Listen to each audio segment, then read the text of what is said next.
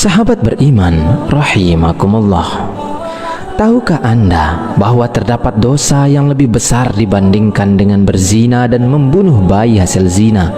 Bahkan dosa ini lebih besar dari 1000 kali zina. Berhati-hatilah, karena perbuatan ini seringkali dan banyak yang melakukannya. Kira-kira dosa apakah itu? Dikisahkan pada suatu senja yang lenggang di zaman Nabi Musa alaihi salam, terlihat seorang wanita berjalan terhuyung hayang, pakaiannya yang serba hitam menandakan bahwa ia berada dalam duka cita yang mencekam. Tudung kepalanya menangkup rapat hampir seluruh wajahnya, tanpa rias muka atau perhiasan menempel di tubuhnya. Kulit yang bersih, badan yang ramping, dan rauman mukanya yang ayu tidak dapat menghapus kesan kepedihan yang tengah meroyak hidupnya. Ia melangkah terseret-seret mendekati kediaman rumah Nabi Musa alaihi salam. Diketuknya pintu perlahan-lahan sambil mengucap salam. Maka terdengarlah ucapan dari dalam, "Silahkan masuk." Perempuan cantik itu pun lalu berjalan masuk sambil kepalanya terus menunduk. Air matanya berderai tatkala ia berkata, "Wahai Nabi Allah, tolonglah saya, doakan saya agar Tuhan berkenan mengampuni dosa keji saya." "Apa dosamu, wahai wanita ayu?" tanya Nabi Musa alaihi salam. "Saya takut mengatakannya," jawab wanita ayu tersebut. "Katakanlah, jangan ragu-ragu," desak Nabi Musa. Maka perempuan itu pun secara ketakutan bercerita, "Saya telah berzina." Kepala Nabi Musa terangkat, hatinya tersentak. Perempuan itu pun meneruskan ceritanya, "Dari perzinaan itu saya pun hamil.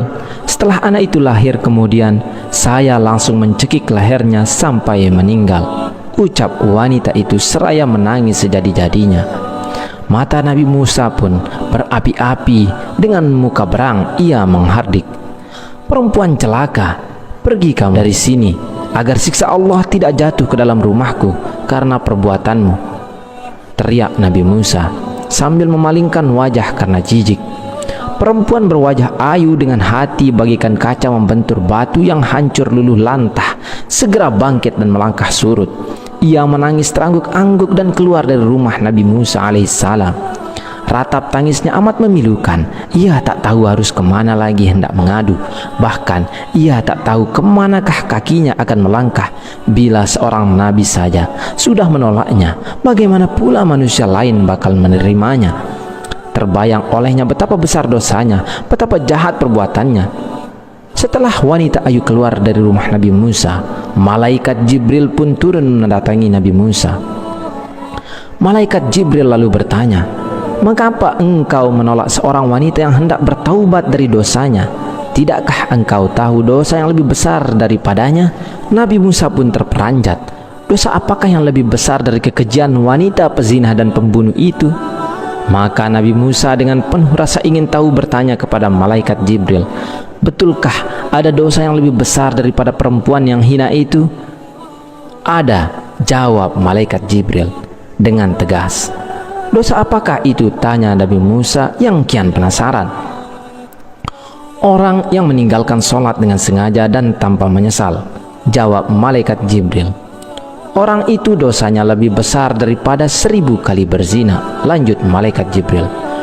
Mendengar penjelasan ini, Nabi Musa kemudian memanggil wanita tadi untuk menghadap kembali kepadanya. Ia mengangkat tangan dengan khusyuk untuk memohonkan ampunan kepada Allah Subhanahu wa Ta'ala untuk perempuan tersebut. Nabi Musa menyadari orang yang meninggalkan sholat dengan sengaja dan tanpa penyesalan adalah sama saja seperti berpendapat bahwa sholat itu tidak wajib dan tidak perlu atas dirinya. Berarti ia seakan-akan menganggap remeh perintah Allah Subhanahu wa Ta'ala itu. Bahkan seolah-olah menganggap Allah Subhanahu wa Ta'ala tidak punya hak untuk mengatur dan memerintah hambanya. Sedangkan orang yang bertaubat dan menyesali dosanya dengan bersungguh-sungguh berarti masih mempunyai iman di dadanya dan yakin bahwa Allah itu ada. Itulah sebabnya Allah pasti mau menerima kedatangannya. Ibnu Qayyim al-Jauziyah mengatakan, Kaum muslimin bersepakat bahwa meninggalkan sholat 5 waktu dengan sengaja adalah dosa yang paling besar, dan dosanya lebih besar dari dosa membunuh, merampas harta orang lain, berzina, mencuri, dan meminum minuman keras. Orang yang meninggalkan akan mendapat hukuman dan kemurkaan Allah Subhanahu wa Ta'ala, serta mendapatkan kehinaan di dunia dan akhirat. Di dalam riwayat lain juga dijelaskan bagaimana kejamnya siksaan bagi mereka yang meninggalkan sholat. Ibnu Abbas radhiyallahu an berkata, jika langit sudah terbuka, maka malaikat akan datang dengan membawa rantai sepanjang 7 hasta.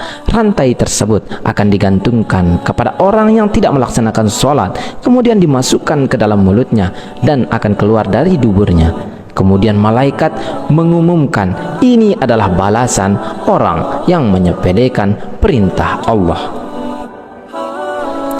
Adapun ganjaran dosa ketika kita dengan sengaja meninggalkan sholat fardu diantaranya adalah: jika 1 kali meninggalkan sholat subuh, maka hukumannya adalah masuk ke dalam neraka selama 30 tahun. Sedangkan 1 hari di neraka sama dengan 60.000 tahun di dunia. Maka artinya 1 kali dengan sengaja meninggalkan sholat, maka bersiaplah akan mendekam 60.000 tahun di neraka. Jika meninggalkan 1 kali sholat zuhur, ganjarannya, dosanya sama dengan membunuh 1000 umat Islam. Jika meninggalkan 1 kali sholat asar, sama dengan dosa meruntuhkan Ka'bah. Jika 1 kali meninggalkan sholat maghrib, sama dengan dosa berzina dengan ibunya jika laki-laki, atau berzina dengan ayahnya jika perempuan. Jika meninggalkan 1 kali sholat isya, maka ia tidak akan diridhai oleh Allah Subhanahu wa Ta'ala untuk tinggal di bumi, dan akan didesak mencari bumi atau tempat hidup yang lain. Sholat merupakan ibadah wajib yang tidak bisa diwakilkan kepada siapapun, dan jangan tinggalkan walau sekalipun, meski dalam keadaan apapun. Semoga kita menjadi orang-orang yang senantiasa mendirikan sholat, melaksanakannya tepat waktu, serta mampu mengajak keluarga lainnya untuk sholat tepat waktu dengan istiqomah. Wallahu a'lam bishawab. Wassalamualaikum warahmatullahi wabarakatuh.